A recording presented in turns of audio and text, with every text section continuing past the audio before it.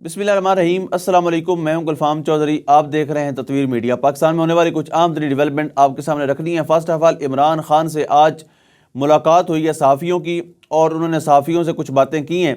پچھلے دنوں میں اڈیالہ جیل کے باہر ایک کرفیو سا ماحول بنایا گیا اور خبر چلوائی گئی کہ 15 دن تک عمران خان صاحب سے کوئی ملاقات نہیں کرے گا۔ تو ان 14 دن کے اندر کیا ارادہ تھا، کیا مقاصد تھے حکومت کے، اور کیا کچھ ہوتا رہا، اس پر کچھ مختصر بتایا بھی ہے خان صاحب نے۔ فرسٹ آف آل تو خان صاحب نے بتایا کہ مجھے فرش پر انہوں نے سلایا بغیر کسی چٹائی کے، بغیر کسی کپڑے کے۔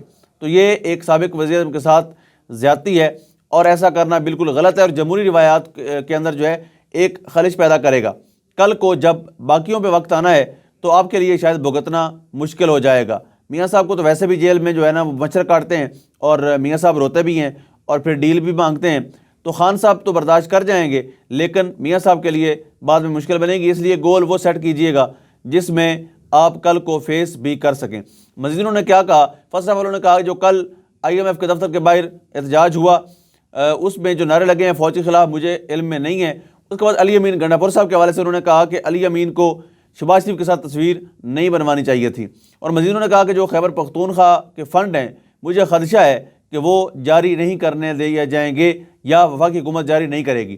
اس کے بعد انہوں نے ایک اور مزے کی بات کی، انہوں نے کہا آپ خود دیکھ لیں کہ عوام کا رجحان کس طرف ہے، ہمیں ایک پارٹی کو 3 کروڑ ووٹ پڑا ہے، جبکہ مقابلے میں 17 پارٹیاں ہیں جن کو 3 کروڑ ووٹ پڑا ہے۔ اس کے بعد جو اس وقت انتخابات ہوئے اس کے اندر جو آڈٹ کروایا گیا وہ بھی آپ کے سامنے ہے۔ مزید انہوں نے کہا کہ اکانومی ٹوٹ رہی ہے، میرے گھر پر انہوں نے حملہ کروایا اور اب کہتے ہیں جانے دیں، انصاف ایسے تھوڑی ہوتا ہے۔ اس طرح انہوں نے کافی ساری باتیں کی۔ مزید شریف خاندان کے حوالے سے بھی انہوں نے کہا کہ ان کو ہمیشہ سے بوٹ کے ذریعے اقتدار میں آنے کی عادت ہے، اور یہ بوٹ کو ہی فالو کرتے ہیں۔ تو مزید جو تھا اس طرح کی گفتگو عمران خان صاحب نے صحافیوں سے کی، اور انہوں نے بتایا بھی صحیح کہ ان کو ساتھ جیل میں کس طرح سلوک کیا جا رہا ہے، سحری افطاری کے حوالے سے کیا سلوک کیا جا رہا ہے، ساری چیزیں عمران خان صاحب نے سامنے واضح رکھی ہیں صحافیوں کے، اور جو بلا شبہ تشویش ناک ہے۔ اس کے بعد ہم بات کر لیتے ہیں، عمران خان صاحب نے کچھ نام جو ہیں وہ سینٹ کے لیے سیٹ کیے ہیں جو منظوری ہوئی ہے، جن کے کاغذات نامزدگی جمع کروائے جائیں گے، جو سینٹ کا الیکشن لڑ سکیں گے۔ پاکستان تحریک انصاف کے امیدواروں میں سے خیبر پختونخوا سے جو جنرل نشستیں ہیں اس میں مراد سعید ہیں، اور وہاں پر کورنگ کینڈیڈیٹ اظہر مشوانی ہیں۔ اس کے بعد فیصل جاوید خان، مرزا آفریدی، عرفان سلیم اور خرم ذیشان، یہ امیدوار خیبر پختونخوا سے ہیں۔ ٹیکنوکریٹس کے اندر اعظم سواتی اور ارشاد حسین کا نام شامل ہے۔ خواتین میں عائشہ بانو اور روبینہ ناز کا نام شامل ہے۔ جنرل نشستوں میں پنجاب کے اندر سے حامد خان، زلفی بخاری، اور اگر زلفی بخاری کے کاغذات منظور نہیں کیے جاتے یا ان کے راستے میں رکاوٹ کھڑی کی جاتی ہے تو اس میں کورنگ کینڈیڈیٹ عمر سرفراز چیمہ اور کرنل اعجاز منہاس ہیں۔ ٹیکنوکریٹ میں پنجاب کے اندر سے ڈاکٹر یاسمین راشد صاحبہ، اور خواتین نشستوں میں صنم جاوید خان۔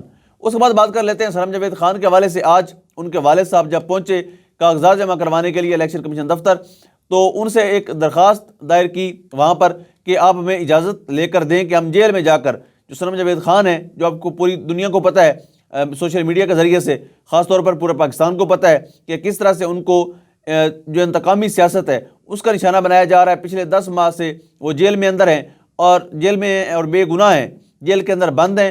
10 ماہ سے ان کے اوپر کسی قسم کا کوئی گناہ ثابت نہیں ہو سکا، لیکن ایک خاتون جو اس وقت وزیر اعلیٰ ہیں، ان کی ذات کو سکون دینے کے لیے انتقامی کارروائی کا سلسلہ اسی طرح جاری ہے، اور کسی قسم کا کوئی بھی ہمیں رکاوٹ نظر نہیں آ رہی کہ عدلیہ سٹینڈ لے، یا کوئی بھی حکومتی ادارہ یا کوئی وفاقی ادارہ یا پولیس کہہ دے کہ ہم آپ کے احکامات کو نہیں مانیں گے، کیا عدالتیں کہہ دیں کہ ہم آپ سے بلیک میل نہیں ہوں گے۔ سارے کے سارے اس میں جو ہے وہ مل کر کھیلتے نظر آتے ہیں، اور ایک خاتون کی خواہش کو پورا کرنے کے لیے صنم جاوید خان کو 10 ماہ سے جیل میں رکھا ہوا ہے، بے گناہ ہے۔ آج ان کے کاغذات جب سائن کروانے تھے تو الیکشن کمیشن نے معذرت کی، اس کے بعد عدالت سے رابطہ کیا گیا، اور عدالتی اجازت نامہ لینے کے بعد ان سے سائن کروا لیے گئے۔ اب ان کے کاغذات الیکشن کمیشن میں جمع کروائے گئے ہیں۔ اب دیکھتے ہیں کہ ان کے راستے میں کوئی رکاوٹ کھڑی کی جاتی ہے یا وہ سینٹ کے الیکشن میں فائٹ کر پاتی ہیں، کیا سچویشن بنتی ہے وہ آنے والے دنوں میں پتہ چل جائے گا۔ اس کے بعد ہم بات کریں گے ہیلی کاپٹر کے حوالے سے۔ جب عمران خان صاحب جاتے ہوتے تھے ہیلی کاپٹر پہ بنی گالہ سے PM ہاؤس، تو جب وہ بتاتے تھے کہ 50 روپے فی کلومیٹر خرچہ آ رہا ہے، تو اس پر مسلم لیگ نون کے حامی صحافی اور ان کا سوشل میڈیا یہ مکمل ایک پراپوگنڈا لانچ کرتے نظر آتے تھے اور یہ کہتے تھے یہ کیسے ہو سکتا ہے کہ آپ 50 روپے میں سفر کر رہے ہیں. یعنی وہ ٹائم تھا جب پٹرول 150 روپے تھا اور ڈالر بھی تقریباً 150 روپے تھا. اس وقت ڈالر 300 روپے ہے, پٹرول بھی 286 روپے ہے. تو اب سوچنے کی بات ہے کہ اس وقت خرچہ عظمیٰ بخاری صاحبہ کے مطابق 50 روپے 55 روپے آ رہا ہے فی کلومیٹر. تو آج سے 4 سال 5 سال پہلے جو خرچہ تھا وہ 50 روپے آ رہا تھا اور ابھی 55 روپے آ رہا ہے. جب اپنے میں بات آتی ہے تو ان کے پاس بے شمار دلائل ہوتے ہیں, بے شمار باتیں ہوتی ہیں کرنے کے لیے. اس کے بعد ہم بات کریں کہ سب سے اہم خبر جو ہے اسد طور صاحب کے حوالے سے. اسد طور جن کو بے گناہ انہوں نے پابند کیا ہوا تھا, جیل کے اندر تھے اور ان کے جو کیس تھا اس کے اندر بھی مسلسل سرکاری مشینری ڈیلینگ ٹیکٹ یوز کرتی نظر آتی تھی. کبھی پروسیکیوٹر کی طبیعت خراب, کبھی مدعی ہاسپٹل پہنچ جاتے تھے, کبھی جج صاحب چھٹی پہ چلے جاتے تھے. تو چلتے چلاتے آج اسد طور صاحب کی ضمانت جو ہے منظور کر لی گئی ہے اور منظور کرنے والے جو جج صاحب ہیں وہ ہمایوں دلاور ہیں, جنہوں نے پہلے ایک متنازع فیصلہ دیا تھا عمران خان صاحب کے خلاف اور اس وقت تک وہ سب کی نظر میں متنازع جج ہیں.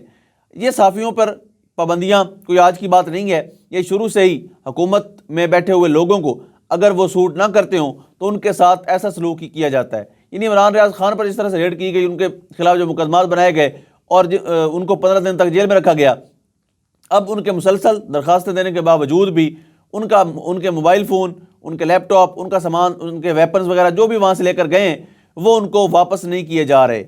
ان کی اپلیکیشن کے باوجود بھی پنجاب حکومت اپنی اڑ دھرمی انا پر قائم ہے, وہ ان کی اپنی ہی چیزیں واپس نہیں کر رہی. اصولی طور پر, آئینی طور پر, قانونی طور پر وہ ان چیزوں کو اپنے پاس رکھنے کا مجاز نہیں ہے, لیکن پھر بھی ان کی انا کو اور دھرمی کو انا کو تسکین دینے کے لیے وہ ایسا کر رہے ہیں. کب تک ایسا چلے گا؟ یہ امتحان عدلیہ کا ہے اور عدلیہ ہی اس چیز کو روک سکتی ہے. IMF کے ساتھ مذاکرات حکومت کے چل رہے ہیں. انہوں نے یقین دہانی کروا دی ہے ایک بار پھر کہ بجلی ہم مہنگی کریں گے.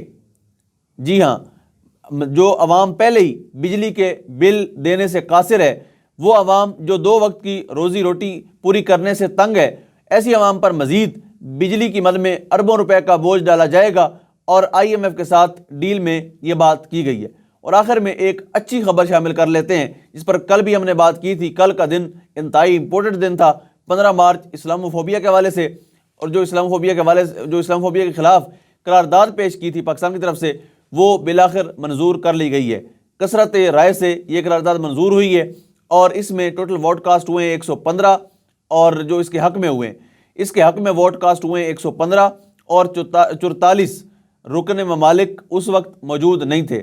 اور یاد رہے کہ اسلاموفوبیا کے حوالے سے سابق وزیر اعظم عمران خان صاحب کا کام ایک مؤثر اور بامانہ کام ہے جس کو کبھی بھی دنیا فراموش نہیں کرے گی. ناموس رسالت کے حوالے سے عمران خان صاحب کی خدمات کو ہمیشہ یاد رکھا جائے گا اور قابل تحسین رہے گی ان کی وہ خدمات.